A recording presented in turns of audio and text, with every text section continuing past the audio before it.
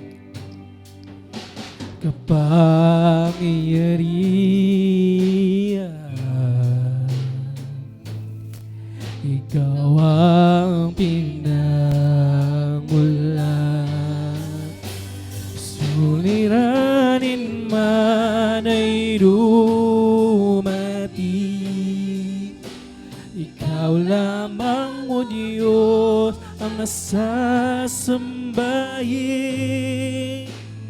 Panginoon ko sa'yo lamang mananatili kailan paman. Suliranin man ay dumating, ikaw lamang, O Diyos, ang sasambahin. Panginoon ko sa'yo lamang mananatili kailan. When the oceans rise, when the oceans rise and the thunders roar, I will soar with you above the storm. Father, you are King over the flood, and I will be still, know you are God. I will be still. And I will be still, know you are God. Still, know you are God. Hallelujah. Hallelujah. Palakpakan nga po muna natin ang Panginoon. You may raise your hands to God. Lord, yung aming deklarasyon, suliranin man, dumadating sa buhay namin. As Philippians 4 verse 6 says, do not be anxious because there is the reality of anxiety and worry, challenges, trials, temptation. Maraming mga bagay na maaring yung nakaraang taon, natalo kami, yung aming kahinaan, inatake, Panginoon. Pero Lord, through those days and episodes ng buhay namin na kami ay mahina, nandun ka para kami ay lingapin muli, itayo, bigyan ng lakas. Lord, hayaan mo na simulan po namin ang year 2026 to have that breakthrough peace that brings new beginnings. Yung klase ng kapayapaan na hindi nakabase sa kung whatever is happening around us. Hindi dahil sa meron kaming mga security or riches na okay naman ang buhay namin. Kundi even everything around us in chaos, everything around us are noisy, even around us, Lord, are failing. Lord, we have that perfect peace that comes from you. Yung definition mo, Lord, and the peace of God which transcends all understanding. Hindi namin kayang maintindihan kung bakit ganun yung payapa ang puso namin. Hindi kami nag-aalala kahit ang sinasabi ng realidad na meron kami. Kulang na kami, wala na kaming pera. Mga relasyon namin, hindi namin magandang nakikita. O trabaho or sa eskwela. But we will not live on what we see or what we feel or what is happening around us. But we will rely on you, Lord, the God of peace, the perfect peace, that peace we have through the Lord Jesus. Maraming salamat dahil inayos mo ang aming relasyon sa pamamagitan mo, Panginoong Yesus. We are made right with God. We have that perfect peace. Dati, kung saan napupunta yung buhay namin, nagiging patapon kami. Pero Lord, binago mo kami. Binigyan mo kami ng buhay na walang hanggan. At hanggang ngayon, ang aming kasalukuyan ay binabago mo pa rin. We are a work in progress. Hindi ka napapagod, baguhin, ayusin ang aming mga buhay. Turuan mo rin kami, Lord, na maging matyaga rin sa aming sarili, not to give up on ourselves. Even sa mga relationship namin, sa family namin. There are times that we give up sa mga sitwasyon namin, sa mga financial. There are times that we really want to stop. But Lord, sabi mo, resulta ng mo nagaling sa'yo. Yung mga papala, pagbubukas ng mga pintuan, bintana ng kalangitan, to pour out the mighty blessings into the houses and families of each one of us. And the most of all, whatever comes our way, we are assured of heaven. We are assured of eternity. We are assured to share the same glory. You will allow us, Lord, na tumabi sa iyong trono ng iyong Lord, makarating kami ng langit, and to see you, to be with you forever and ever is more than enough, Lord, sa anumang bagay sa mundong ito. Dalangin ko po, ipagkaloob mo sa bawat isa ang klase ng kapayapaan na galing sa iyo upang makapagsimula po kami ng tama for year 2026. The very foundation of new beginnings is to have that breakthrough peace that comes from you. Ano mang pangangailangan ng bawat isa, patuloy ka pong magkaloob. Pagalingin mo ang mga katawang may sakit. Sino man sa aming kalagitnaan, heal her, heal him, heal everyone, O God. Because it is your will, Lord God, to heal everyone, Lord. Kung meron kaming mahal sa buhay na may sakit, patungan mo ng iyong kamay ang kanilang mga katawan at sila'y pagalingin. Kung may mga issues po, mga mental health issue, may mga depression, yung mga nalulungkot ng sobra, Lord, in Jesus' name, Lord, yakapin mo sila, ipaalam mo, Panginoon, na ikaw ang kanilang kaibigan. Ikaw ang aming tatay, Panginoon, na lagi naming tatakbuhan sa panahon that we are brokenhearted. In the times, Lord, that we are hurting, meron kaming ama na malalapitan at matatakbuhan namin. And I pray, Lord God, sa finances, trabaho, negosyo, sa eskwela, sa pagtatrabaho, sa anumang bagay, Lord. Lord, ikaw ang Diyos sa napakabuti, aming dakilang pastol, hindi kami kukulangin, kailanman hindi magugutom ang iyong mga anak. Thank you, Lord, for we receive today that breakthrough peace that brings new beginning starting today, Lord. We give you all the glory and praise and honor in Jesus' name. Amen and amen.